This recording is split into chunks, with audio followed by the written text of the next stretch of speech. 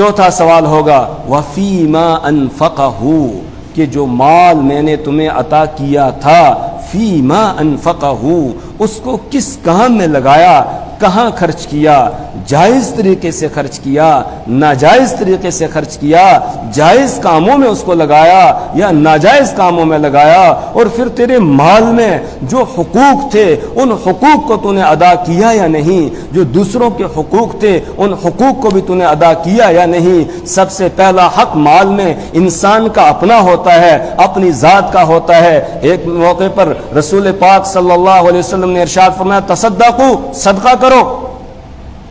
تو ایک صحابی کھڑے ہوئے، عرض کیا عندی دینار، یا رسول اللہ میرے پاس ایک دینار ہے، بتائیے میں کہاں خرچ کروں؟ آپ نے فرمایا تصدق علی نفسک، اپنی ذات پر خرچ کرو۔ تصدق علی نفسک، اپنی ذات پر خرچ کرو۔ اگر اللہ نے دیا ہے تو انسان کو اپنے اوپر بھی خرچ کرنا ہے، اس جسم کا بھی حق ہے، اس حق کو ادا کرنا ہے۔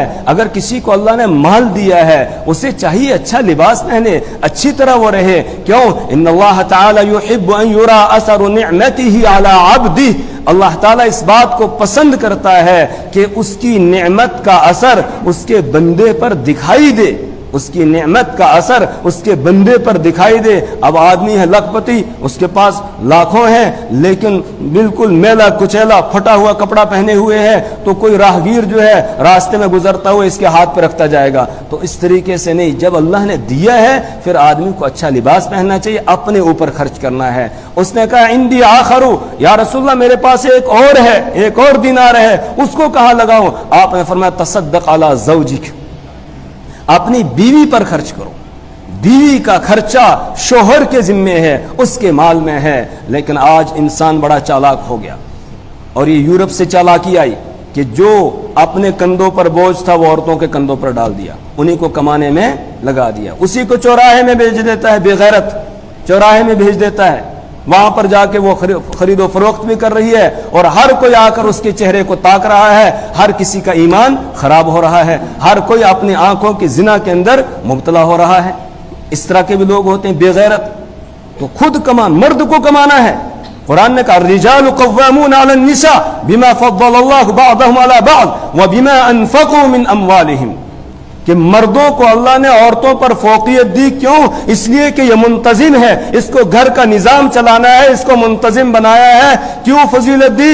بما انفقوا من اموالہم، اس لیے کہ یہ عورتوں پر، اپنے گھر کے بچوں پر، اہل و عیال پر اپنا مال خرچ کرتا ہے، اس لیے اس کو گھر کا منتظم بنایا گیا، اس کو ذمہ دار بنایا گیا ہے۔ اس نے اپنی ذمہ داری، بعض تو ایسے بے غیرت ہوتے ہیں خود گھر کے اندر مرد سویا ہوا ہے اور بیوی کو دکان پہ بٹھایا ہے، خود مرد سویا ہے گھر میں مزے کر رہا ہے اور بیوی کو دکان پہ بٹھایا ہے شو پیس کی طرح۔ یہ بے غیرتی ہے۔ نہیں، مرد کے مال میں عورت کا خرچہ ہے، خود وہ خرچ کرے، یہ شریعت نے اس کے ذمہ لگایا ہے۔ تو آپ نے فرمایا تصدق علی زوجک، اپنی بیوی پر خرچ کرو۔ اس کے بعد اس نے کہا عندی آخر، میرے پاس ایک اور دینار ہے۔ آپ نے فرمایا تصدق علی خادمک، اپنے گھر کا جو نوکر ہے، خادم ہے، اس کے اوپر خرچ کرو۔ بہت سارے لوگ ایسے بھی ہوتے ہیں، گھروں میں کام کرنے والے نوکر چاکر، ان کی تنخواہ بھی معمولی ہوتی ہے، بیچارے قرض دار ہوتے ہیں، گھروں میں ان کو ضرورت ہوتی ہے، یہ لمبے لمبے صدقے اور خیرات کرتا ہے لیکن اپنے گھر کے خادم کا خیال نہیں رکھتا ہے۔ اس کا حق ہے تصدق علی خادم، اپنے خادم پر خرچ کرو۔ اسی طریقے سے اس نے کہا عندی آخر، میرے پاس ایک اور دینار، نہیں غلط ہو گیا، پہلے اولاد کے بارے میں پھر خادم کا نمبر ہے۔ تیسرے نمبر پر آپ نے فرمایا تصدق علی ولدک، اپنی اولاد پر خرچ کرو۔ نابالغ اولاد کا خرچہ باپ کے ذمہ ہے، نابالغ اولاد کا خرچہ باپ کے ذمہ، بالغ ہو گئی اس کے بعد وہ خود کمائے گی، اگر کرے باپ خرچ تو اس کا احسان ہے، لیکن جب تک نابالغ ہے تب تک باپ کے ذمے ہے، وہ دہاڑی لگائے گا، مزدوری کرے گا، محنت کرے گا اور اپنے بچوں کے لیے انتظام کرے گا۔ تو تصدق علی ولدک، اپنی اولاد پر خرچ کرو۔ اس نے کہا عندی آخر، میرے پاس ایک اور ہے۔ پھر آپ نے فرمایا تصدق علی خادم، اپنے خادم پر خرچ کرو۔ اس نے پھر کہا عندی آخر، میرے پاس ایک اور ہے دینار۔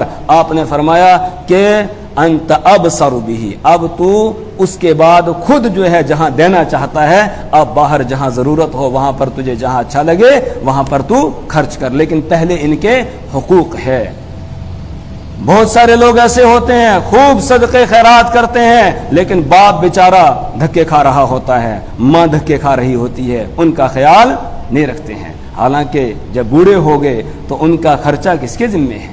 اولاد کے ذمے ہے، انہوں نے بچپن میں اس کو پالا ہے، اب اس کی ذمہ داری ہے یہ ان کو سنبھالے، اس کی ذمہ داری، لیکن بہت سارے نہیں سنبھالتے ہیں۔ تو قیامت کے دن پوچھا جائے گا میں نے مال دیا تھا، اس مال میں سے تمہارے مال میں جن لوگوں کے حقوق تھے وہ حقوق تم نے ادا کیے یا نہیں کیے ہیں، یہ پوچھا جائے گا۔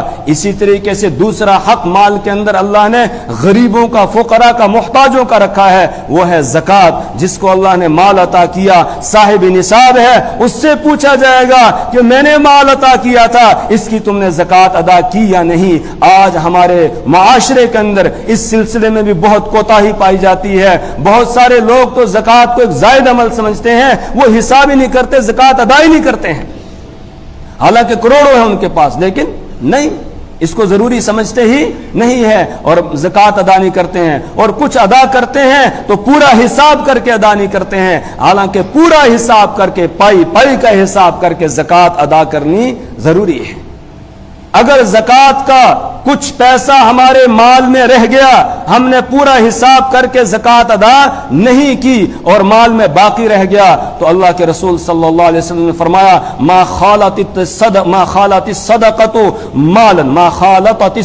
مالا الا اہلکتہ، کہ کوئی صدقہ یعنی زکوٰۃ جب کسی مال کے ساتھ مل جاتی ہے وہ اس مال کو ہلاک کر دیتی ہے۔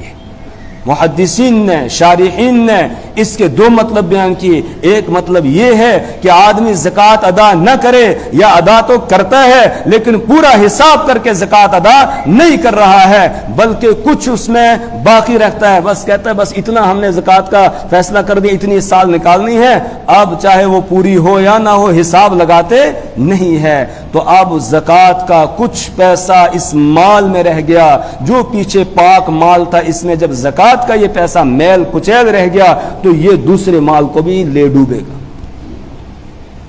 یا تو دنیا میں یہ ہلاک ہو جائے گا، مال کچھ ہوگا، برکت مال کی ختم ہو جائے گی، اور آخرت میں بھی اس کے بارے میں پوچھا جائے گا اور یہ مال اس کو لے ڈوبے گا، یعنی جہنم میں جانے کا ذریعہ بنے گا۔ والذین یکنزون الذهب والفضة ولا ينفقونها في سبيل الله فبشرهم بعذاب أليم يوم يحمى عليها في نار جهنم فتكوى بها جباههم وجنوبهم وظهورهم هذا ما كنزتم لأنفسكم فذوقوا ما كنتم تكنزون۔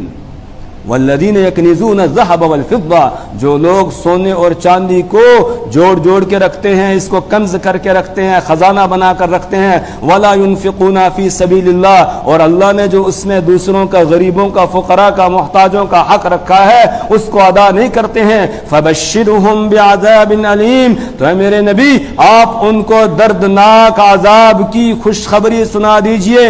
یوم یحمى علیہا فی نار جہنم، کہ اس دن یعنی قیامت کے دن ان کا یہ مال جہنم کی آگ میں تپایا جائے گا۔ یوم یحمى علیہا فی نار جہنم فتکوی بها جباہہم وجنوبہم وظہورہم، پھر ان کی پیشانیوں میں داغ لگائے جائیں گے، اسی طرح ان کے پہلوؤں میں داغ لگائے جائیں گے، اور ان کی پشت کے پیچھے سے بھی ان کو داغ لگائے جائیں گے، یعنی سیخیں بنا کر جیسے وہ سوراخ کرتے ہیں اس طریقے سے داغ لگاتے، ایسے ان کو داغا جائے گا۔